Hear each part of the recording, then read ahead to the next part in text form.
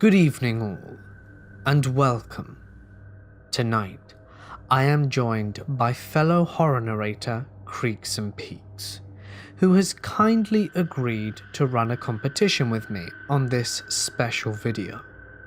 Don't forget that you can hear more stories narrated by both of us over on her channel after this one, so please be sure to go check that out after. And to make it even sweeter, we're running a competition. During the course of this video, you will be able to see an artwork being created. It is the same one used in the thumbnail. And you can win a signed copy of this artwork by doing the following. Subscribe to both Mortis Media and Creaks and Peaks, and be sure to drop a like and leave a comment in both videos as part of this collaboration. That's it. The competition will end in exactly 1 week, so get your entries in, and I hope to see you over on Creaks and Peaks' channel after this. But without further ado, it's time to get comfortable and let the darkness take control. I have two stories. Both take place in New Zealand. The first one takes place in November 2011. My grandfather had just died a couple of days before this story took place. My grandmother on my father's side runs a bed and breakfast out in the countryside with her considerably older partner. The family had gathered out there because it was the last day that my grandfather's brother and his wife were in town, as they had come up for the wake and lived down near Dunedin. We were talking down in the larger of the two sitting rooms, which was at the back of the house. For some reason, my brother and I were told to leave, as the adults wanted to discuss something somewhat sensitive. So we went for a walk. We walked outside and down past the end of a house between a pond and a large garden shed. Beyond that was a large open field with nothing in it but grass. Next to the shed was a small house that my aunt, my father's sister, used to rent but had new tenants. Beyond that was another field and the main shed driveway, but the other houses further down it used to get to the road, which was about 1 kilometer away. We began walking to the back of the property, and we were joined by my grandmother's 2 Burmese cats, who had run of the place. About halfway down the drive, between the house and the back of the property, the cats sat down in the middle of the driveway and wouldn't move. We tried calling them, and they wouldn't budge. So my brother and I continue. We come to a cattle stop at the back of the property, and for some reason, I am overcome with a sense of absolute dread and fear. Like if we were to cross this cattle stop, something bad will happen to us. I also felt like I was being watched, but I couldn't see behind me because the field was obscured behind a row of 6-foot-tall pampas grass bushes.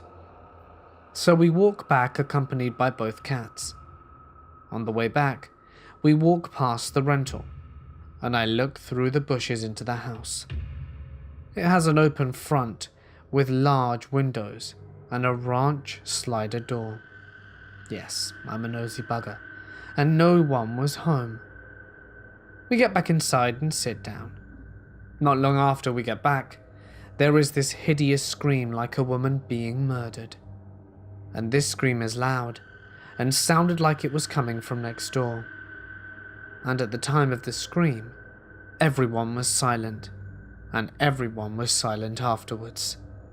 I eventually asked if anyone heard the scream, and everyone said they did. And I distinctly remember my mother saying it was a banshee. Now, I have said this story many times and had suggestions from a lot of people of what the sound sounds like. and the closest animal that could have made the sound is a mountain lion. Now, that all sounds like case closed. Except New Zealand doesn't have any wild big cats. All large felines present in New Zealand are in zoos. No other animals outside a human could make that scream. The feeling of fear and dread could be partially explained as I wasn't very familiar with the property, and therefore could be something psychological. My second story takes place at my own house. I used to have my laptop and computer in a front corner of the living room that has a corner window, and from that window was a view over the side gate, the boundary fence, and a very short strip of land between it and the 5-meter drop down the banks to the river below. Beyond that is one of the many bridges the street crosses as it winds its way up the valley. I'm sitting there. It's about 11:30 at night, and both my parents are in bed. I have my headphones on, and I'm just listening to music, which isn't too loud, but enough that I can't hear very much unless it's particularly loud. So I hear a loud thump on the side window. I pause my music and start hearing scratching noises, like something dragging claws down the window. I think nothing of it, because one of the cats uses that method at the front door. We too have a ranch slider to get let inside. Then it strikes me. Neither of the cats are big enough to stretch across the gap between the fence and the side of the house. Even our youngest cat, who is an 8-kilo fat ass that can stretch close to the top of our dining chairs.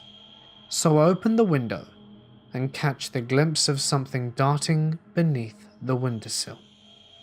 But it's like I was catching the very underneath of its front, as I only saw what looked to be like the mouth and 2 very, very long whiskers, like those of a catfish.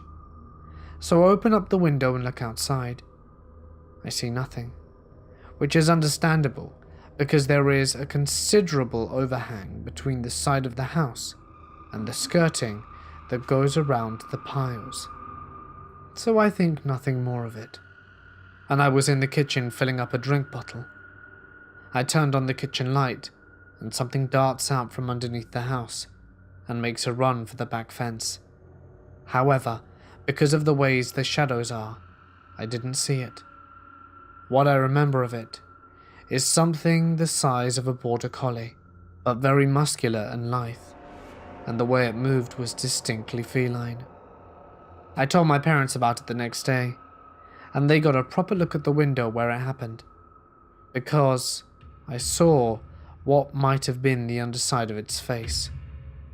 I'm operating under the assumption that it was likely standing on its hind legs and scratching down the window. The problem was the distance between the ground and where I heard the thud against the window and the scratching noise was at least 6 feet. And it might have been a feral cat, but I don't know of any feral cats that could stretch up to 6 feet on their hind legs. Lately, I've been thinking about this recurring vague childhood memory. I have some memory issues due to various reasons: abuse, blackouts, and previous heavy alcohol and drug use, as well as denial. Please remember that this is very vague. My mother and brothers would visit friends who had once lived on our street, but had moved to a farm. I was little, between the ages of 7, and there was a little girl I would play with named Kerry who was my age. We would play around the farm feeding chickens, catching tadpoles in the stream, and doing farm stuff. On one of these visits, I remember it being a beautiful hot summer's day. Kerry wanted to show me something. We walked through the golden dry wheat fields, If anyone has walked through grown wheat, it's loud, especially when the wind blows through it. We walked to the end of the field, and there was a broken down old-timey wooden wagon. A few 100 meters away was a strand of trees on a rise. We sat and played and did whatever little kids do. And I remember getting very afraid, like cold sweat chills. I also vaguely remember possibly seeing a dark man in the woods, standing, watching the two of us. This is in the middle of nowhere prairie farmlands. The next town is over an hour away. I can also remember how quiet everything was. The wind had stopped. Kerry and I had stopped talking, and then I remember us jogging back across the field. I have an already panicky feeling in my chest, thinking back to that moment. Did we really see a man? Or were we being stupid kids? I remember the fear I felt in that moment. It was so sunny and warm. Why did I get all those cold chills and sweats? Did anything else happen that I'm blocking from my memory?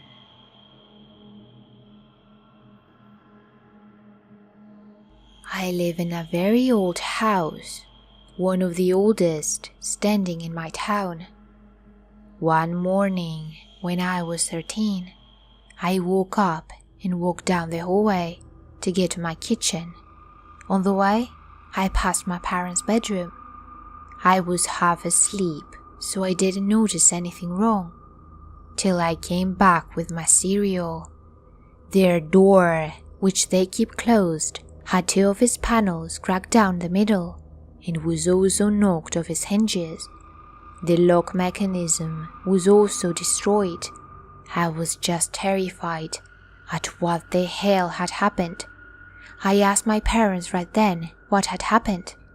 Apparently, in the middle of the night, a pounding just started at the door.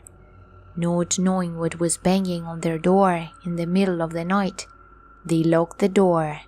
The banging continued till the panels started to crack. Paint chipped and fell to the floor. The banging continued. The top hinge of the door breaks off. Mind you, this is an old house with heavy wooden doors. Scared shitless, my parents pressed up against the door, trying to keep whatever it was out of the room. Then they were knocked back by a powerful push and onto their bed and the floor. The lock was ripped out of the wall, bringing shards of wood down with it. What was left of the door was pushed open, and there I was. I whispered, "A door won't keep us out." Turning and sleepwalked back to my room. I have no recollection of anything. I also had no bruises, which I thought was strange, seeing as I bashed a door down. I still live in the house, and nothing like that has ever happened since. I do not remember dreaming about anything that night.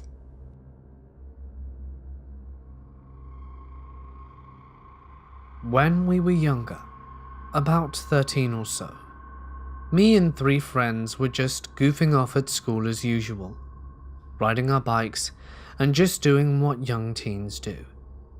We eventually rode past the old abandoned house that's local for us, which has basically been there since we can remember. My friend's parents, who were here in the 70s, can remember that house being abandoned since then also. Anyhow, we ride past it as per usual and decide to go a bit closer because we were always curious. As we approached it, we saw, or rather, thought we saw, someone peeking through the curtains. As curious teenagers, we naturally go closer to inspect, and when we approached them, the curtains kind of drew back and the figure disappeared. Stumped, we decided to approach the veranda, and that's when we heard a baby crying. The crying slowly progressed into a wail, and eventually, one friend had enough and knocked to see if anyone was home. After about 5 minutes of knocking and continued wailing, the door finally opened. It was a little lady who looked to be about 40 or so.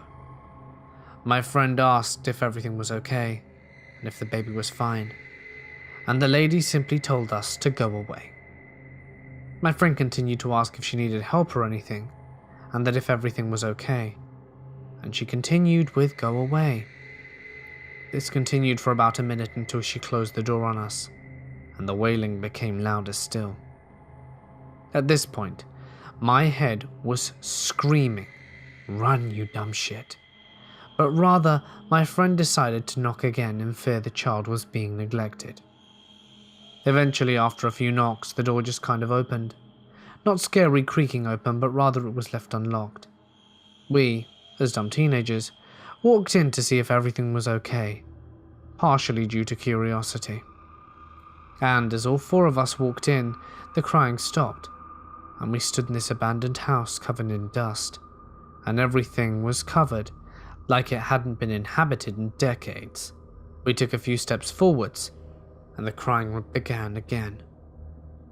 By this point, we decided we needed to find the child, so me and a friend went upstairs while the other two investigated downstairs. As we climbed the stairs, the crying got louder and louder, and we continued to search each room slowly. Eventually, we reached the last room, and it was apparent the cod was in here, so we opened the door and investigated, and it was apparent the sound was coming from here, so we opened the door. The first thing we notice is that the room had nothing in it except for a baby carriage in the far left corner near the window. The crying was coming from there. We made our way and peeked over to find nothing, but the crying was still there. My head started spinning as I didn't know how to feel. I called up for my friends downstairs and they ran upstairs and saw, or rather, didn't see what we could see. They filled us in on what they saw downstairs, which was the woman walking into the kitchen downstairs. They followed her and she vanished. We all knew that this whole situation was screwed up and quickly ran out the front door. As we got onto our bikes, we looked back to see the door being closed slowly by someone and then locked. A few moments later, the curtains were pulled back by a woman holding a child, smiling. We rode hard and fast back home and didn't turn back.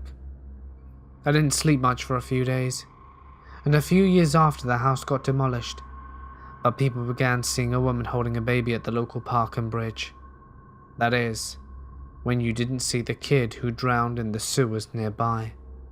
I hated that area, and I was so glad when we moved, and sometimes I drive past it at night, and it has just the worst feeling.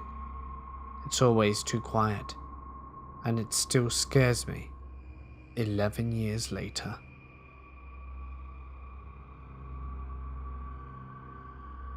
My dad lives in a small town of 500 people, most of which we are related to, and he knows a lot of the history of the town.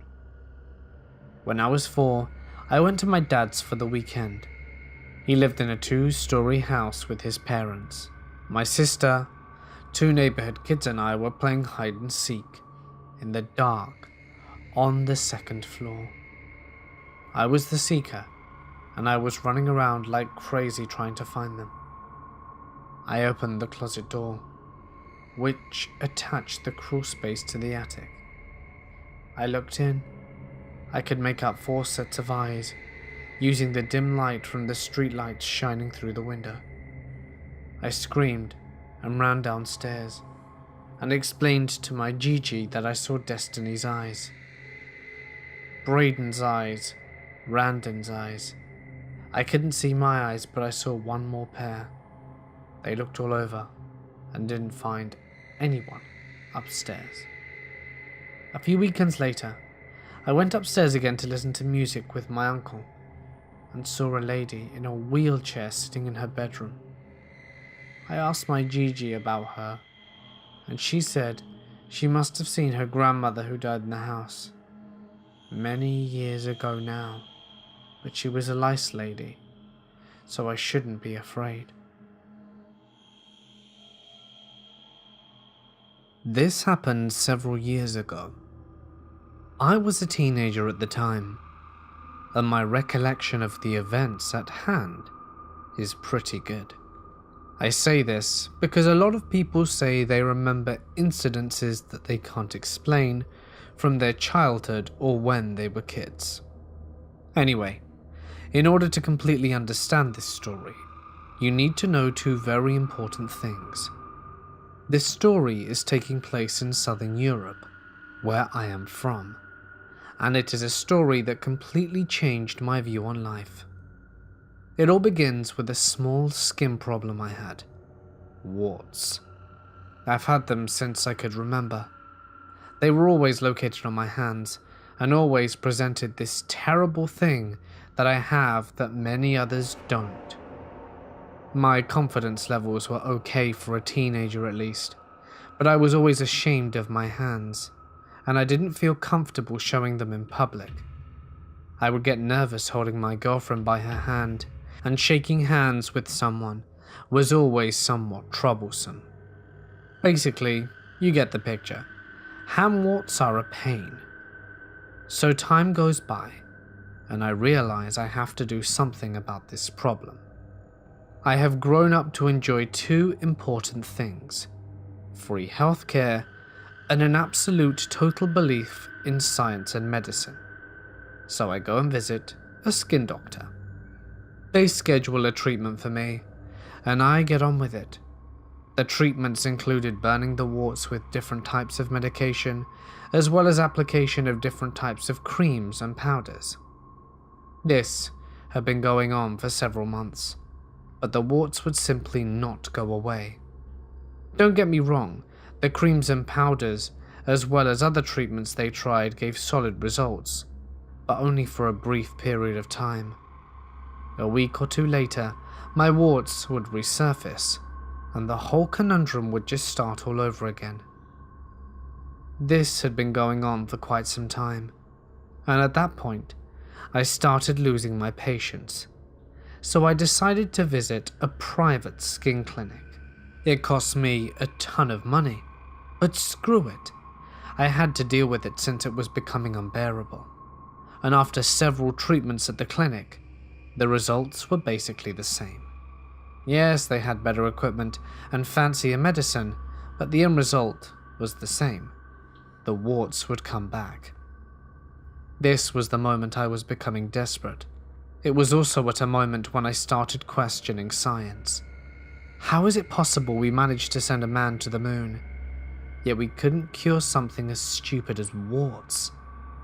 At this point, my private doctor told me that she knows a guy who deals with some sort of enchanting, and that he knows these special techniques that can cure me in a day.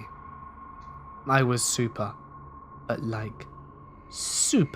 skeptical towards this, and I completely shunned her story and went home. After a while, I told my parents about the person the doctor mentioned, and he lives in a village close to my hometown. I also told them that I completely ignored it, since I didn't believe in magic or anything like that. I was well educated. I was strong-minded, and I would never believe in things that were scientifically unproven. Some time passes, and my doctor somehow gets in touch with my parents and tells them about this guy. Long story short, my problem grew, and I was becoming impatient and severely displeased with my hand's appearance. So, I sat down and had a small conversation with my parents. We agreed that I would give this guy a chance. I was super desperate at this point, and I told myself screw it. I may as well have a good laugh at this random village guy and his shenanigans. We got into the car and went to the village where he lived, and we were approaching his house, and we noticed many cars parked outside. Wow, so this guy's kind of famous. Some of the cars were pretty fancy, I'd tell you, and it was quite surprising seeing such nice cars in such a remote part of my country. We walked in, and the guy looked completely normal. Just one of those random dudes that you see every day. A guy that would just go out and buy bread and milk every day at his local joint. You know, that regular guy. So he asks me about my problem, and I explain it to him in great detail, and he just silently nods his head. He then says that I have to follow him behind his house, and that my parents should wait for me in front of the car. Of course, I was scared shitless at this point, but my parents gave me a reassuring look, and I decided to follow the dude. I guess nothing that bad could have happened 50 meters from where my parents were standing. We walked slowly while he was smoking a cigarette. At one point he stopped. He pointed me towards himself, yet brought my hand slightly upwards. They were being shined on by the moonlight. He then told me to be quiet and not to move. He grabbed my hands and started touching them very vaguely. I can't explain it. Just like barely touching them with the ends of his fingers. He was whispering something in a language I couldn't understand, and my feet were shaking. I honestly thought I was about to shit my pants. This went on for about 30 seconds, and in the end he brought his head down and took a deep breath, and told me that I needed to come tomorrow and the day after as well. I was dead silent. We proceeded back to my parents and our car. They had a small talk, and once they paid him, as he only takes symbolic donations since his gift would be free to everyone, his words, we got in the car and drove ourselves home. It was dead silent the entire trip. What I had just experienced was completely otherworldly, yet I was still very skeptical. Finally, my parents asked me how it was, and I explained to them the entire thing in great detail, and once again commented on that the guy is probably a fraud. There was no way on earth that this would work. Regardless, I decided to give him a chance, and agreed to go on the 2 following days as requested. Both days of the routine were exactly the same. Go there, go behind his house, give him my hands, he whispers stuff for 30 seconds, the moon shines, and he's done. All done. After my 3rd visit, he told me that I am now cured, and that I should never have to worry about the warts again. I was like, yeah, right. I've heard that story before. He just said to follow the moon and never worry again. Heavy stuff, I tell you. We pay him and go back home. A couple of days pass and nothing changes. The warts were still there, and I was as displeased as before. Hell, even more so. This guy took our money for basically doing nothing. Absolutely nothing. On the 4th day, I think, I woke up having this weird feeling on my hands. The largest wart I had shrunk significantly. I swear it was unbelievable.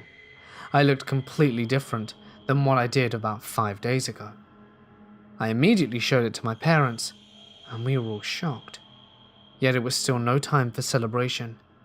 Days went on, and I kind of stopped thinking about it, as I had a pretty important semester at school at that point.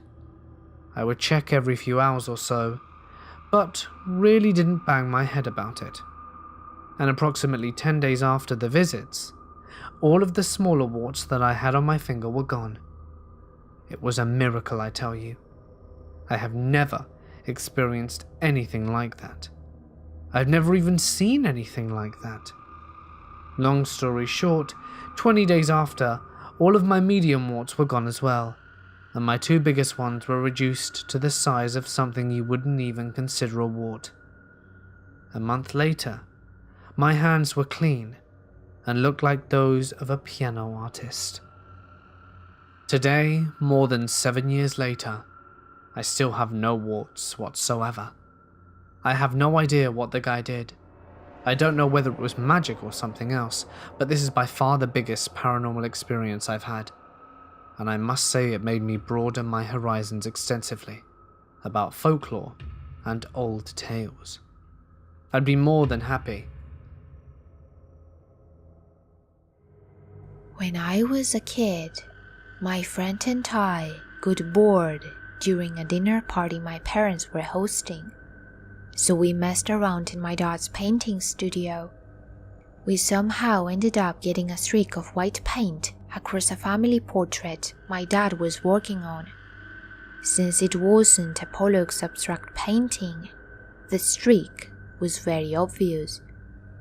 We were obviously freaked out and ran off. Then, we had the brilliant idea of taking the parents to the studio so we can pin the blame on one of them. So, we herded the parents into the studio to let them take a look. And guess what? The streak is gone. Now, we were even more freaked out. The painting's a bit complicated, so getting rid of that streak across it would take time.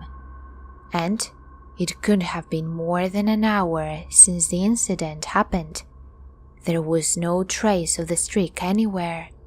I lost touch with those friends for a while, and when we met again with one of them for the first time in about 15 years, the first thing he said was, "Remember the freaky incident at your parents' place with the painting? Have you ever figured out what the hell happened?" Of course, my dad could secretly have some speed painting ability, somehow managed to sneak away from dinner and fixed everything without telling us to mess with our heads. But screw it, to me, it's going to be one of the great unsolved mysteries in my life. I've been having some strange experiences. They are difficult to explain.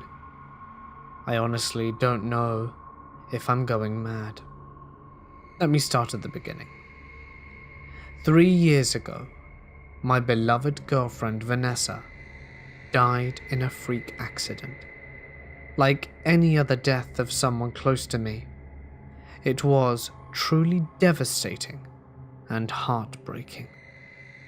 For the next 2 years, I couldn't bring myself to even look at another woman, let alone start over. It wasn't until I met a nice, young woman whom I hit it off with very well. We just seemed to click, and there was definitely a spark between us. But I was still reluctant to make a move and become more than friends. My memories of Vanessa still bothered me, and I feared I would lose my new friend like I lost her.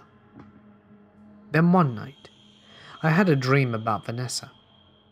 In the dream, we were sitting down in the living room, talking. It seemed so real. "I've missed you so much," I said. "I know, I've missed you too," she replied. "Life hasn't been the same since you've been gone. Sure, I still have friends and family, but it feels weird without you." "Have you found another woman?" she asked. "I'm not sure I want to talk about it." "You have found another woman, haven't you?" she said in an inquiring but still calm manner. "I guess I have. I do have feelings for her, and I feel eager to take the next step. But what?" "I don't wish to betray your memory," I said while barely holding back tears. "My time in that world has ended. It's a new existence for me. And while I cherished our time together, I don't want you to be stuck in grief and agony forever. Not even for me. She will make you happy. Don't be afraid to move on." I opened my mouth to say more, but that's when I woke up. I was left to ponder what I had just gone over with myself in my subconscious. Maybe, in fact, it was time for me to move on and start over with my new friend. I confessed my feelings to her, and fortunately, she reciprocated. In time, we married, and I had fathered twin boys. My family life started out normal enough, but then things began to get a little strange. It happened one night when my twins were 2. It was like most nights. I was in the living room playing with my boys after a hard day's work, while my wife was making our favorite dish. At some point, I could have sworn I heard a voice say, "Alarm, not functioning." I looked up to see where it was coming from. "Did you say something, honey?" I asked. "No," she replied. Could have sworn I heard something. I went back to entertaining my sons when that voice came again. It sounded more clear this time, and it was definitely female. "Alarm, not functioning," the voice repeated. There it goes again. What? You didn't hear anything? It said alarm not functioning. I didn't hear anything. An awkward silence ensued. Then I heard those words a third time. "Alarm, not functioning." Finally, I decided to get up and go check out the nearest burglar alarm. It was as if I felt compelled to obey that voice I had been hearing. I looked at the alarm next to the kitchen, and lo and behold, the machine was indicating that it was malfunctioning. Fortunately, I was mechanically inclined thanks to taking lessons from my father, who was an auto mechanic. In almost no time, I was able to fix it, and we proceeded to have a lovely dinner and went to bed. I didn't give the odd voice a second thought, until a few hours, that is. That same night, we woke up to a blaring alarm noise. Someone had broken into our home, and whoever it was, the alarm was not deterring him, because I could hear him roaming around downstairs. My wife and kids hid in the master bedroom, while I grabbed the shotgun out of our closet. I opened my door and saw a man dressed in all black reaching the top of the staircase. I pumped my shotgun and told him to freeze where he stood. Thankfully, he complied. The police eventually arrived and arrested the man. My wife and kids would end up staying at a motel for the night, but I chose to stay home and gather my thoughts. My mind wandered back to that voice that I was hearing earlier, the one telling me about the burglar alarm. I remember it sounded female. Then it occurred to me exactly who it sounded like. Vanessa. But how? It didn't make any sense.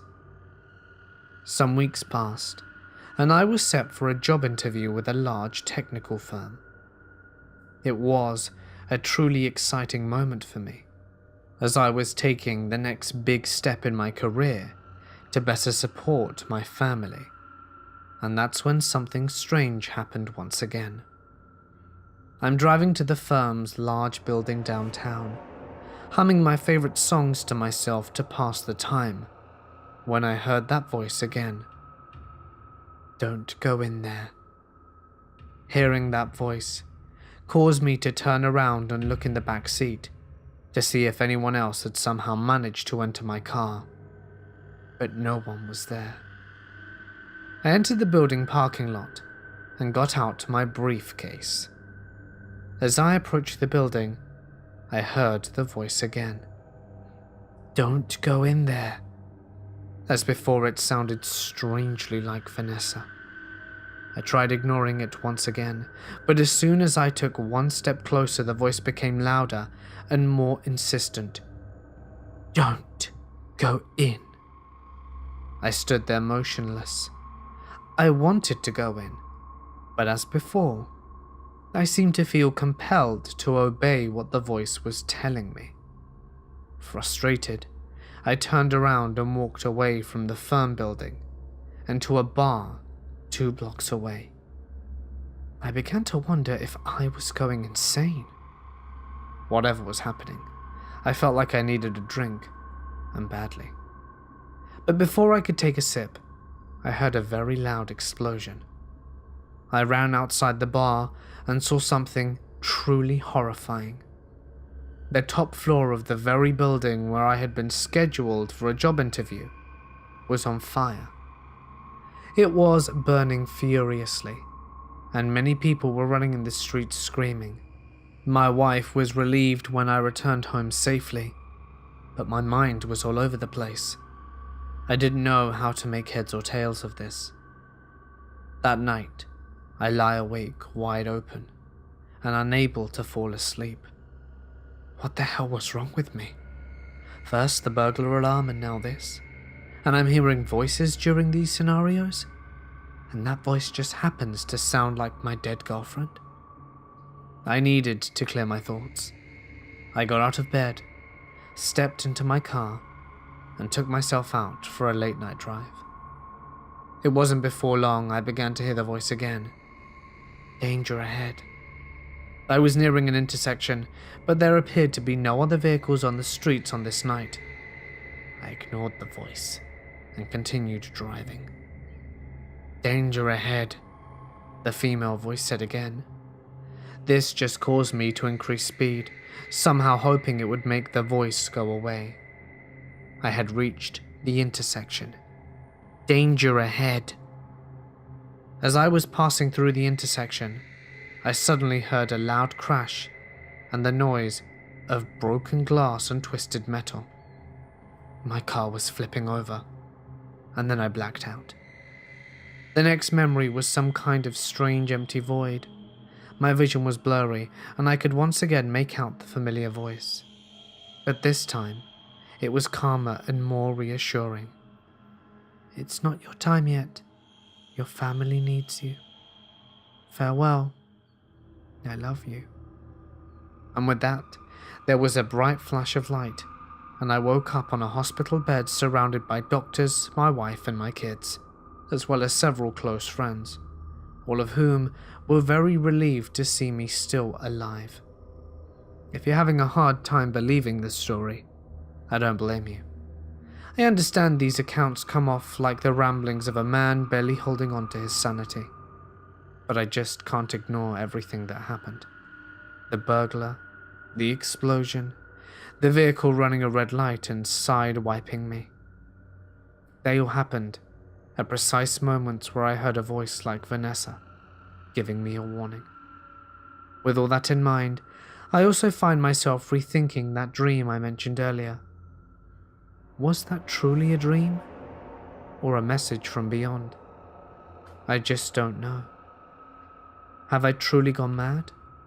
Or is my dead girlfriend watching over me from beyond the grave? I was on Manaster's battlefield with my father when I was younger. We were sitting on the back of his tailgate eating McDonald's on the top of a hill looking at some cannons. It was foggy and misty out that day, with a slight chill, and all of a sudden, we see a man dressed in full Civil War attire waving at us, standing by the cannons. My dad had a pair of binoculars with him, and we got a closer look at the man. He appeared to be in a Confederate uniform and was standing stationary, only moving his arm to wave. It was a come here wave, so my dad thought there was a reenactment going on, and that the man needed help. So my dad walked down the main hall, while I watched with the binoculars. When my dad got close to the man, he stopped walking and had a confused posture. After a couple seconds next to the man, he turns around and sprints back to me. He proceeds to throw everything into the back of the truck, and we leave the battlefield in a hurry. My dad said while walking down there, the man slowly disappeared, and my dad said he got the strangest feeling in his stomach and mad chills. To this day, my dad still gets chills and goosebumps telling the story. My dad saw combat in Vietnam, so he isn't an easy guy to scare. From my perspective, my dad was right next to the guy and never disappeared. We don't know what he saw, but I think it was a ghost. I have a ghost that occasionally visits me in my sleep and tells me things that either are about to happen or things that people are hiding from me. It is a female, and from the looks of what she is wearing, she is either from the 30s or 40s. A few things I can recall off the top of my head. When I was in high school, she told me that one of my friends was going to break his leg playing a sport he usually doesn't. Next day, this happened. She told me that a girl I had a crush on was going to give me her number. It happened 2 days later. She told me when both of my dogs were going to die. She now also shows their spirits to me. They haven't left the house. They still act the same, as if they were alive. Now, the creepiest one for me is that about 3 months ago, she told me that I was missing a female figure in my life. I questioned her, saying that if I should be married or something, and she laughed and said it was family and that I should ask my mother. I asked my mother about this, and it turns out she had a miscarriage about 2 years before she had me. It was supposed to be a girl. Hey guys, it's Mort here and thank you so much for listening. I hope you enjoyed tonight's video, and if of course you did, please don't forget to subscribe and drop a comment with your thoughts down below, as it always goes a long way. I'm going to leave a link at the very end of the video and in the description, as I said, just in case. But anyway, for now guys, I'll see you over on Creeks and Peaks.